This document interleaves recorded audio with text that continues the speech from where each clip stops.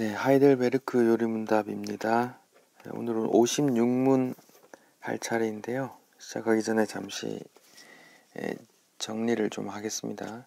하이델베르크 요리문답은 크게 세 가지로 구분되어 있습니다. 첫 번째는 인간의 죄와 비참한 상황, 하나님의 심판 아래 있는 그런 비참한 상황을 고백하고, 두 번째는 거기서 구원받는 구원에 관한 역사, 그리고 세 번째는 구원받은 자들의 감사하는 생활에 대해서 이렇게 세 파트로 나눠져 있는데, 저희는 지금 그 두 번째 부분, 구원받는 부분에 대해서 살펴보고 있고, 그리고 더 구체적으로 믿음의 내용을 보고 있는데, 하이델베르크 요리문답은 믿음의 내용을 사도들이 전한 사도신경으로 대체하고 있어요. 그래서 전능하사 천지를 지으신 하나님 아버지를 내가 믿사오며 그 외아들 우리 주 예수 그리스도를 믿사오니, 또 성령을 믿사오며, 이렇게 세 부분으로 나눠지는 그 사도신경을 보고 있어요. 지난주에 거룩한 공교회를 봤고, 또 그 전주에는 성도의 교제를 봤어요. 오늘은 죄를 사하여 주시는 것과 라는 그 부분, 죄사함에 대해서 보겠습니다. 56문, 죄사함에 관해 당신은 무엇을 믿습니까? 라는 질문인데, 답은 이래요. 그리스도께서 하나님의 의를 만족시키셨기 때문에 하나님께서는 나의 모든 죄와 평생 싸워야 할 나의 죄된 본성을 더 이상 기억하지 않으십니다. 오히려 하나님께서는 은혜로 그리스도의 의를 선물로 주셔서 결코 정죄함에 이르지 않게 하십니다. 이런 질문과 답입니다.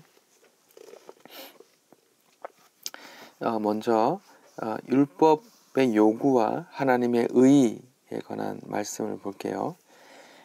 로마서 8장 3절 4절입니다. 율법이 육신으로 말미암아 연약하여 할 수 없는 그것을 하나님은 하시나니. 그러니까 율법이 뭔가 율법으로서 뭔가 율법의 요구가 있는데 육신으로는 연약하여 할 수 없는데 하나님이 하신대요. 하나님께서 하시는 일이 뭔지, 곧 죄로 말미암아 자기 아들을 죄 있는 육신의 모형으로 보내어 육신의 죄를 정하사 육신을 따르지 않고 그 영을 따라 행하는 우리에게, 다시 나오죠, 율법의 요구가 이루어지게 하려 하심이라. 율법이 요구하는 게 있는데요. 율법의 요구하는 바는 하나님께서 요구하는 의예요. 의. 그러니까 하나님께서 율법을 주셨고 그 율법을 다 지키면 하나님의 의가 성립되는데, 인간 중에 누구도 율법을 다 지켜, 율법을 완벽하게 지켜 율법의 요구, 그러니까 하나님이 요구하는 의를 스스로 쟁취할 수 있는 사람이 없죠. 그래서 하나님께서 율법 외에 다른 의를 우리에게 주셨어요. 그 의가 뭐냐 하면 그 아들을 보내어 우리 대신 죄를 짊어지게 하셔서 이룬 그 의를 우리에게 주시는 겁니다. 그러니까 아들을 믿는 우리에게 율법의 요구, 즉 하나님의 의가 우리에게 이루어지게, 우리에게 있는 것으로 여겨주시는 거죠. 로마서 3장 20절입니다. 그러므로 율법의 행위로 그 앞에 의롭다 하심을 얻을 육체가 없나니 율법으로는 죄를 깨달음이라. 이제는 율법 외에, 그러니까 율법으로 지킬 육체가 없으니 율법 외에 하나님의 한 의가 나타났으니 율법과 선지자들에게 증거받은 것이라. 곧 예수 그리스도를 믿음으로 말미암아 모든 믿는 자에게 미치는 무엇? 하나님의 의니 차별이 없느니라, 이렇게 말하고요. 모든 사람이 죄를 범하였음에 하나님의 영광에 이르지 못하더니, 그럼 어떻게 하나님의 영광에 이를 것이냐가 나오겠죠. 그리스도 예수 안에 있는 속량으로 말미암아 하나님의 은혜로 값없이 의롭다 하심을 얻은 자 되었느니라. 그러니까 예수의 피로 은혜로 값없이 의롭게 되었단 말이에요. 이 예수를 하나님이 그의 피로써 믿음으로 말미암는 화목제물로 세우셨으니, 그러니까 하나님께서 예수님을 이제 하나님과 인간이 화목하는 그런 제물, 희생 제물로 예수를 세우셨어요.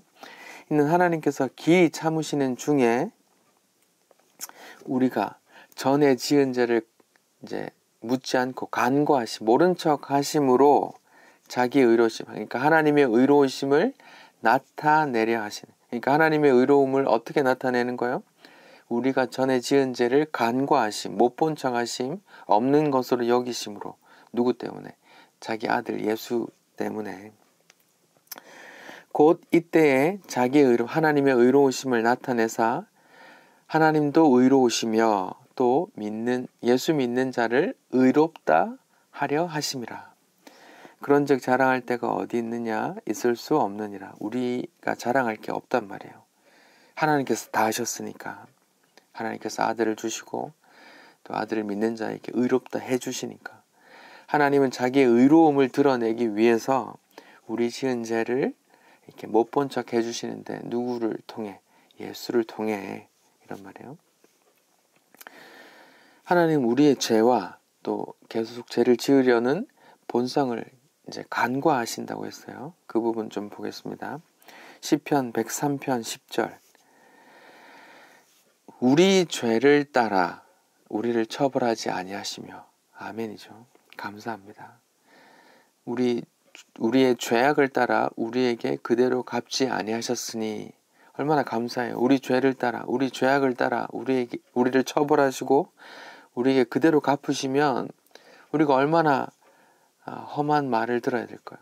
얼마나 매를 맞아야 될까요? 얼마나 벌을 받아야 될까요?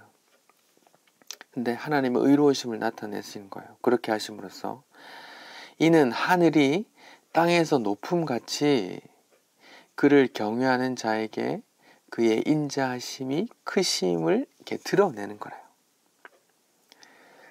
그러니까 하늘이 땅에서 높음같이 하나님께서 우리 죄를 그대로 묻지 않으심으로 하나님의 긍휼이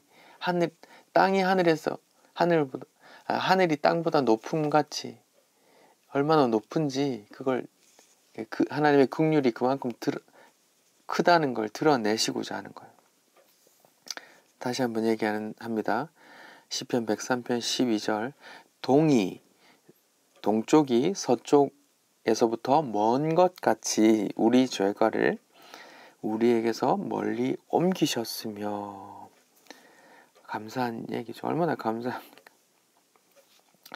아버지가 자식을 긍휼히 여김같이 여호와께서는 자기를 경외하는 자를 긍휼히 여기시나니. 이제 긍휼히 여기시는 이유를 말씀하시는데 14절. 이는 하나님께서 우리의 체질, 우리가 어떤 존재인지 아시며 우리가 단지 뭐라고요? 먼지뿐임을 기억하심이로다.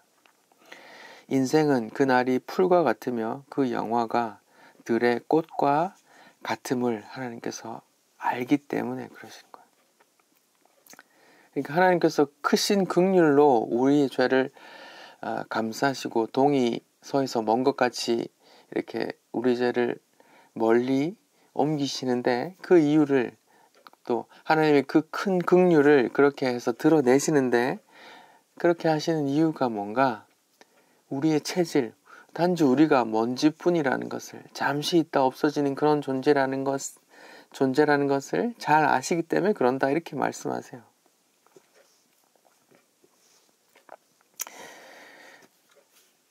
그런데 이렇게 긍휼, 죄사함을 받는 우리 인간에게 죄의 본성이 여전히 남아있어요. 그래서 로마서 7장 바울은 이렇게 말합니다. 그러므로 내가 한 법을 깨달았노니 곧 선을 행하기 원하는 나에게, 이제 하나님 은혜를 알았어. 십자가 복음을 받아들이고 하나님의 은혜도, 하나님의 긍휼도, 하나님의 사랑도 얼마나 큰지 깨달았어요. 그래서 내 마음으로는 하나님을 따르고 싶어. 근데 뭐예요? 나에게 악이 함께 있는 곳이로다. 내 속사람으로는 하나님의 법을 즐거워하되 내 지체 속에서 다른 한 법이 내 마음의 법과 싸워 내 지체 속에 있는 죄의 법으로 나를 사로잡는 것을 보는도다. 오호라, 나는 곤고한 사람이로다. 이 사망의 몸에서 누가 나를 건져내랴. 우리 주 예수 그리스도로 말미암아 하나님께 감사하리로다. 그런즉 내 자신이 마음으로는 하나님의 법을, 육신으로는 죄의 법을 섬기노라. 이렇게 나와요. 그러니까 성도에게는 이런 애통함이 있는 거예요. 하나님의 내 죄도 알고 하나님의 은혜도 알았는데, 그래서 내 마음으로는 이제 하나님께 순종해야지 하고 하는데, 이 사망의 몸이 여전히 죄 아래 이렇게 끌려가는 것을 보는도다, 이렇게 말하는 거예요. 그런 애통함이 계속 있는 거예요. 그 애통함이 무엇으로 연결돼요? 하나님께 대한 감사로 연결되는 거예요. 25절, 우리 주 예수 그리스도로 말미암아 하나님께 감사하리로다. 이게 찬송이, 그 애통함과 그 통회함 때문에 뭐가 또 나오는 거예요? 감사함과 찬송이 나오는 거예요.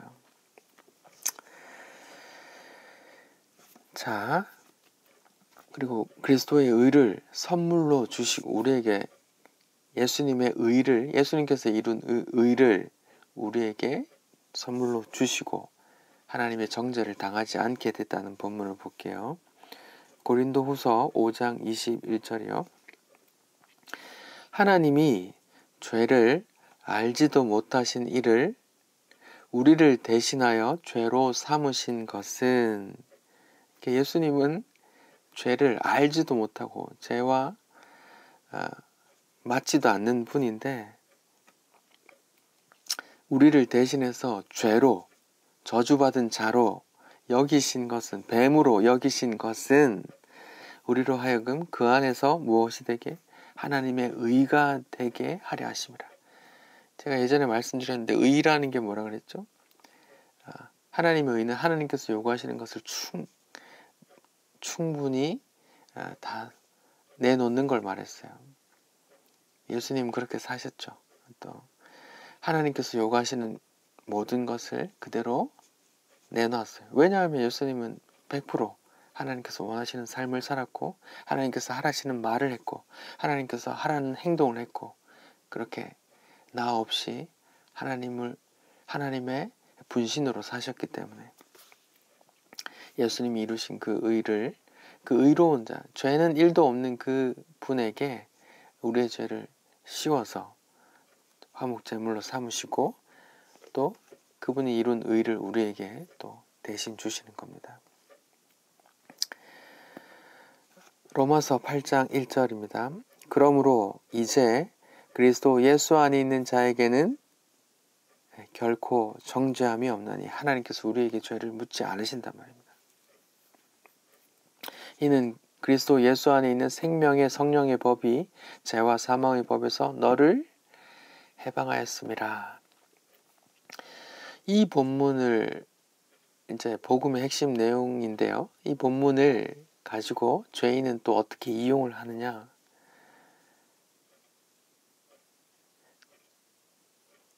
죄를 합리화해요.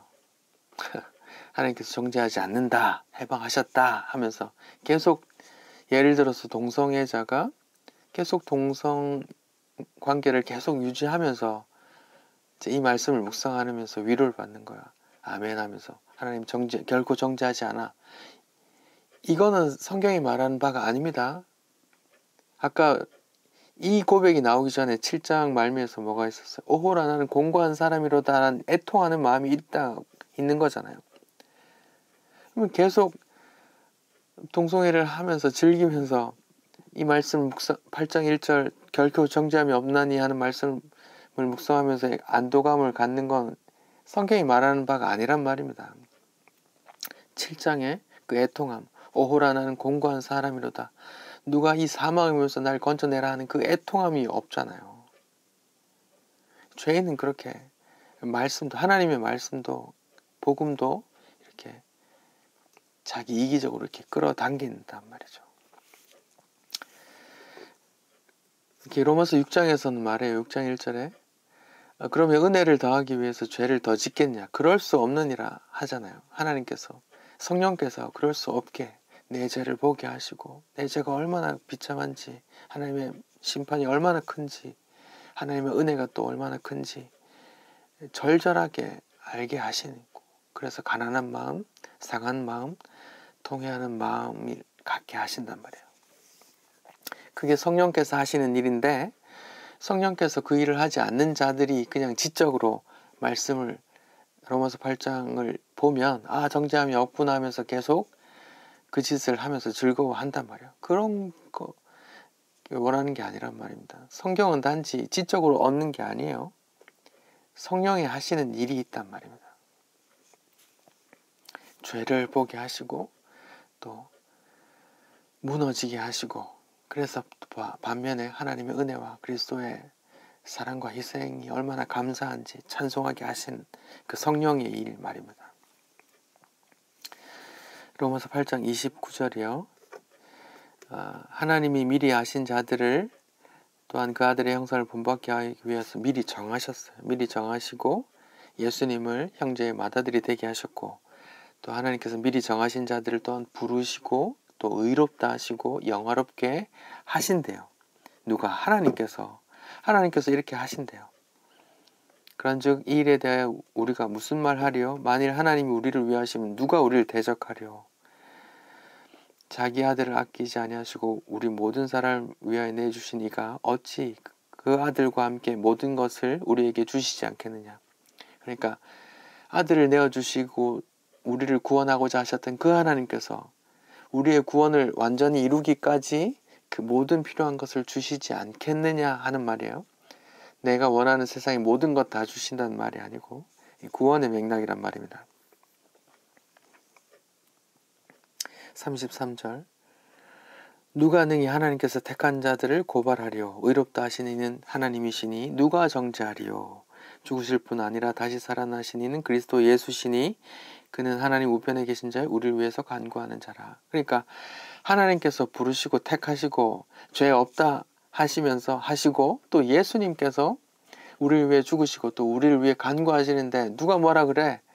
라는 이 떳떳함이 나올 수 있기 위해서는 로마서 7장에 그 오라 나는 공고한 사람이로다, 마태복음 산상수훈의 그 팔복의 그 마음이 가난한 자, 그런 를 만드시는 성령의 일이 있단 말입니다. 밀양이라는 영화가 한때 이슈가 됐었죠. 이제 초등학생 아들을 납치해서 살인한 어떤 범인이 있어요. 그게 잡혀서 교도소에 있죠. 그래서 아들을 잃은 엄마가 교회에 가서 이제 그 사람을 용서하려고 이제 교도소를 찾아갔는데, 그 교도소의 그 범인이 막 사이코 같은 눈빛을 하면서 이렇게 말하죠.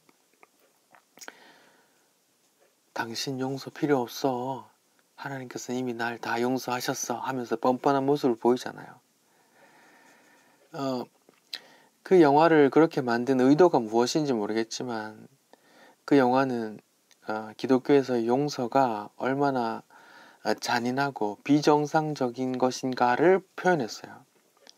근데 밀양이라는 영화에서 기독교 교리 가운데 표현하지 않은 게 있는데, 그게 바로 성령의 일이란 말입니다. 성령께서 구원하는 그 자에게 하시는 일, 그의 죄가 얼마나 큰지,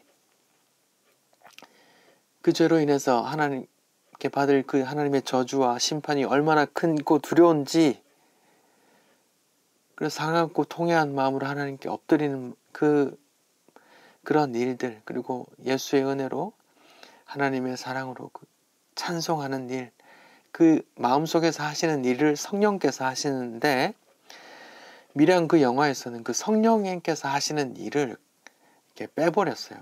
일부러 뺀 건지 성령의 일을 모르시는 분이 이제 그냥 원론적으로 성경을 보고 만들어서 그런지 모르겠지만, 그 영화에는 그것이 빠졌어요. 성령의 일이 빠졌단 말입니다.